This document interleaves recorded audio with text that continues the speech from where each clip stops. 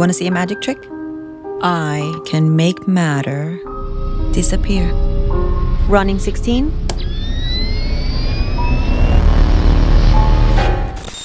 तो कहानी की शुरुआत में हम एना को देखते हैं जो कि इलेक्ट्रोलाइट के बर्ताव को अपने रिसर्च के लिए नोटिस कर रही थी जब उस पर इलेक्ट्रोमैग्नेटिक पल्सेस को छोड़ा जाता था और ये सब कुछ वो स्टूडेंट वीजा अप्लाई करने के लिए कर रही थी। और एना अपने रिसर्च को जारी रखती है और फिर एक एक्सपेरिमेंट में वो देखती है कि एटम्स अचानक से गायब हो रहे हैं और तभी वहाँ एना का कलीग नेट आता है और एना उसे अपने रिसर्च के बारे में बताती है। पर नेट को इस बात पर बिल्कुल भी भरोसा नहीं होता और वो कहता है कि एटम्स अचानक से गायब नहीं हो सकते और एना एक बार फिर से उस एक्सपेरिमेंट को दोहराती है पर इस बार उसके इक्विपमेंट में पावर सप्लाई की खराबी हो जाती है और अब एना लिव नाम के अपनी एक और कलीग से मदद लेती है जो कि उसके लिए पावर सप्लाई को हैक करने वाली थी और साथ ही साथ वो यूनिवर्सिटी के सर्वर को भी, ताकि किसी को भी एना के एक्सपेरिमेंट के बारे में पता न चले। और अब एना एक बार फिर से अपने एक्सपेरिमेंट को दोहराती है। 2, 1. पर नेट को अभी भी इस बात पर यकीन नहीं हो रहा होता और नेट कहता है कि ऑब्जेक्ट गायब नहीं हुए हैं बल्कि तुमने उसे कहीं और टेलीपोर्ट कर दिया है। और अब उन लोगों को यही पता लगाना था कि वो ऑब्जेक्ट टेलीपोर्ट होकर कहाँ जा रहा है। और अब एना अपने एक्सपेरिमेंट को जारी रखती है और हर एक्सपेरिमेंट के साथ ऑब्जेक्ट की साइज को बढ़ाती जाती है और अब एना एक स्टेप और आगे जाती है और इस टेलीपोर्टिंग ऑब्जेक्ट को एक टारगेट लोकेशन पर भेजने की कोशिश करती है और थोड़ी मेहनत के बाद वो सफल भी हो जाती है। और अब एना अपने रिसर्च को और आगे ले जाती है और एक टेलीपोर्टिंग डिवाइस को बनाने की कोशिश में लग जाती है और वे लोग बहुत ही एक्साइटेड थे क्योंकि उनके इस डिस्कवरी के बाद दुनिया बहुत ही बदलने वाली थी और अब वे लोग एक टेलीपोर्टिंग डिवाइस बना ही लेते हैं और इस बार एक जिंदा चीज को टेलीपोर्ट करने की बारी थी और इसके लिए एना अपने ग्रैंड मदर के घर से एक कैट को ले आती है और वो कैट भी एना के डिवाइस से सही सलामत टेलीपोर्ट हो जाती है। और अब वे लोग इस बात पर बहस करने लगते हैं कि उन तीनों में से सबसे पहले टेलीपोर्टिंग डिवाइस में कौन जाएगा और अंत में एना उस डिवाइस में टेस्ट सब्जेक्ट के रूप में जाती है और एक्सपेरिमेंट शुरू होता है और एना गायब हो जाती है।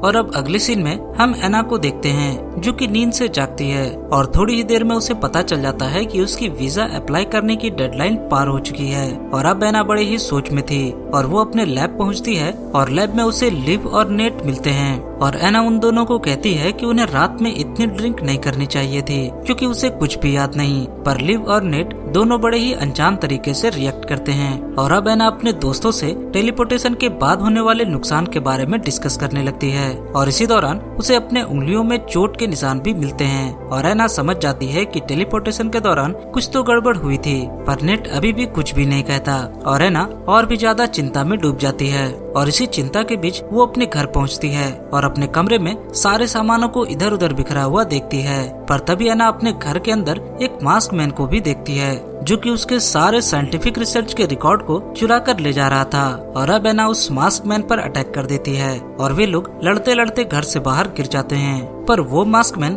अभी भी नहीं रुकता और वहाँ से एना को धक्का देकर भाग जाता है और एना वही बेहोश हो जाती है। और अब कुछ घंटों के बाद एना होश में आती है और वो लैब पहुँचती है और अपने साथ घटे हादसे के बारे में लिव और नेट को बताती है। नेट यहाँ कहता है कि तुम्हें चिंता करने की कोई भी जरूरत नहीं है क्योंकि वो मास्क मैन तुम्हारे कॉम्प्लेक्स कैलकुलेशन को समझ ही नहीं पाएगा। पर एना को इस बात पर यकीन नहीं होता और तो और उसे एक्सपेरिमेंट के कुछ घंटों बाद की यादें भी याद नहीं होती और एना एक बार फिर उन लोगों से पूछती है कि एक्सपेरिमेंट में क्या हुआ था। पर लिव उसे इन सब बातों को छोड़कर शांत रहने को कहती है। पर तभी उन लोगों को पता चलता है कि उन्होंने यूनिवर्सिटी के सर्वर को हैक करने के लिए जो वायरस डाला था उसके बारे में साइबर सिक्योरिटी एक्सपर्ट को पता चल चुका है और अब वे लोग कभी भी जेल जा सकते हैं। पर एना अभी भी सोच में थी और वो एक बार फिर से लिव से वही सवाल पूछती है कि एक्सपेरिमेंट में कितने दिन बीत गए हैं और इस बार लिव कहती है कि वो पूरे 2 हफ्तों के बाद उठी है। और अब एना ये सुनते ही शॉक रह जाती है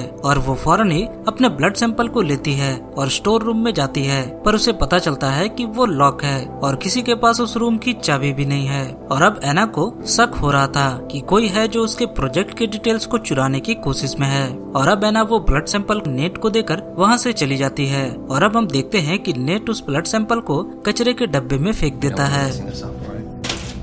और इसका मतलब साफ था कि वे दोनों एना से कुछ खास बात छुपा रहे थे। और अब एना सच जानने के लिए रात के समय यूनिवर्सिटी में घुसकर अपने लैब को खंगालती है, पर तभी उसे नेट का कॉल आता है जो उसे डिनर के लिए इनवाइट करता है। और एना इस डेट और टाइम को एक नोटबुक में रिकॉर्ड कर लेती है, क्योंकि आजकल वो बहुत ही बातें भूल रही थी। और अब एना डिनर के लिए नेट के बताए गए जगह पर पहुंचती है, और वहां जाते ही नेट उसे अपने इन्वेस्टिगेशन को रोकने के लिए कहता है, क्योंकि नेट के मुताबिक इसमें सबकी भलाई थी। पर एना अभी भी सच जानना चाहती थी, और इसलिए वो लैब के वीडियो फुटेज को चेक करने का फैसला करती है। पर तभी यूनिवर्सिटी का डीन सस्पेक्टेड स्टूडेंट्स को हॉल में बुलाती है, क्योंकि उन्हें उस वायरस के बारे में पता चल चुका था जो कि लिव ने सर्वर पे डाला था।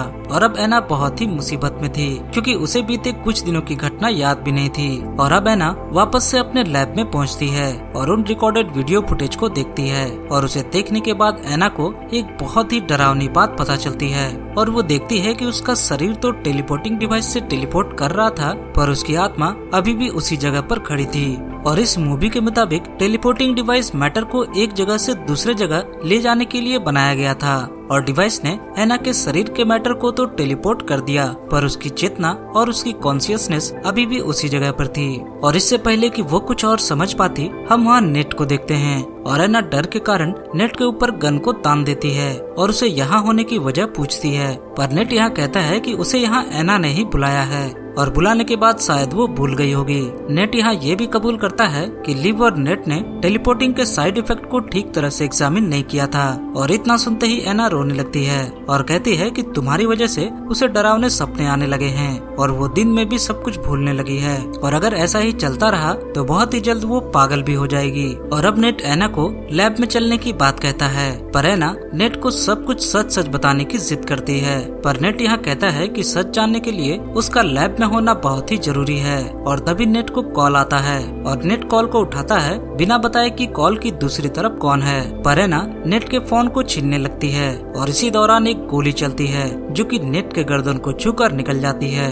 और अब एना घर से बाहर निकलती है और यूनिवर्सिटी में मौजूद लैब में जाने लगती है, पर रास्ते में ही उसे लिव मिलती है, और एना उसे बताती है कि एना ने गलती से नेट को गोली मार दी है। और अब एना पागलों की तरह सब जगह अपनी आत्मा को ढूंढने लगती है। पर लिव किसी तरह एना को लैब में ले ही आती है, और लैब में पहुंचते ही एना को सच्चाई का पता चलता है, और वो पाती है कि उस रात लैब में उसने 2 बार अपने ऊपर टेस्ट किया था, और पहला एक्सपेरिमेंट सफल रहा था, और एना टेलीपोर्ट भी हो गई थी, पर ग्रेविटेशनल फोर्सेस ने उसके रीडिंग को बर्बाद कर दिया था। और एना के पास इस एक्सपेरिमेंट के सफल होने का कोई भी सबूत नहीं था, और इसलिए एना अपने ऊपर दोबारा से एक्सपेरिमेंट करती है। पर इस बार वो एक्सपेरिमेंट में थोड़े फेरबदल करती है ताकि उन लोगों को एक्यूरेट रीडिंग मिल सके। पर तब तक टेलीपोर्टिंग टनल बहुत ही देर तक खुला था, और जैसे ही एना दूसरा अटेम्प्ट लेती है तो सर्वर्स को पूरी पावर नहीं मिलती, और पावर की कमी के कारण एक्सपेरिमेंट ठीक तरह से हो भी नहीं पाता। और अब लिव एना को एक और वीडियो फुटेज दिखाती है, और फुटेज को देखने के बाद एना को लगता है कि वो एक क्लोन है, और वो घबराकर लिव और नेट पर अटैक करने लगती है। पर तभी लिव उसे समझाती है कि जब रियल एना टेलीपोर्टिंग टनल से बाहर निकली थी, उसी वक्त एरर के कारण एना की एक डुप्लीकेट कॉपी बन गई, और लिव ने उस पीछे छूटी एना के ब्लड सैंपल को भी एग्जामिन किया, पर उसे कुछ भी नहीं मिला, क्योंकि पीछे छूट चुकी एना एक अनएक्सप्लेन्ड एरर का नतीजा थी। पर एना इन सब बातों को एक्सेप्ट नहीं कर पा रही थी, और कहती है कि उसके पास फीलिंग्स हैं, और वो आम लोगों की तरह सोच भी सकती है। पर नेट यहाँ कहता है कि वो कोई अनजान कारण की वजह से जिंदा है, पर वो असली नहीं है, क्योंकि उसे कुछ भी याद नहीं रहता, और उसे भूख प्यास भी नहीं लगती। और तभी हमें उस लॉक्ड स्टोर रूम से रियल एना को बाहर निकलते हुए दिखाया जाता है, और हमें रियल एना से पता चलता है कि वो भी खुद को अधूरा महसूस कर रही थी, क्योंकि एक तरह से उसके शरीर से उसकी आत्मा भी गायब हो चुकी थी। और अब लिव कहती है कि उसने टेलीपोर्टिंग डिवाइस के कोड को दोबारा से लिखा है और गलतियों को सुधारा है, और एना डिवाइस के अंदर जाते ही बस गायब हो जाएगी। पर एना इन सब बातों पर यकीन नहीं कर पा रही थी, और वो गायब होना भी नहीं चाहती थी। और वो आगे कहती है कि वे लोग उसे जिंदा रहने दे, और वो अपनी पूरी जिंदगी स्टोर रूम में गुजारने के लिए तैयार है। पर नेट कहता है कि उन लोगों ने उसे पहले भी स्टोर रूम में रखकर देखा था, पर क्योंकि वो कुछ ही देर में सब कुछ भूल जाती है, इसलिए वो बार बार खुद को जख्मी भी कर रही थी। और अब लिव और नेट के बहुत समझाने के बाद एना उस डिवाइस में जाने के लिए तैयार हो जाती है, और एक्सपेरिमेंट के बाद वो अपने ओरिजिनल बॉडी रियल एना के शरीर में वापस भी चली जाती है। और अब सब कुछ ठीक हो चुका था और वे लोग एक्सपेरिमेंट के सक्सेसफुल होने की खुशी में सेलिब्रेट करते हैं। और नेट कहता है कि उन्हें इस प्रोजेक्ट को बंद कर देना चाहिए, पर एना रिस्क उठाने के लिए तैयार थी और वो अपने डिवाइस में सुधार करने के साथ साथ एक्सपेरिमेंट को जारी रखने का भी फैसला करती है। और इसी के साथ ये मूवी यहाँ खत्म हो जाती है। और ये कहानी एक काल्पनिक कहानी थी, पर हमें क्या पता कि हमारे आने वाले कुछ सालों में ये सच भी हो जाए। पर फिर भी मैं अपने दूसरे रूप को अपनी आंखों के सामने देखना नहीं चाहूँगा। और इस बारे में आपकी क्या राय है कमेंट में जरूर बताएं। मैं मिलूंगा आपसे अगली वीडियो में, तब तक के लिए बाय बाय।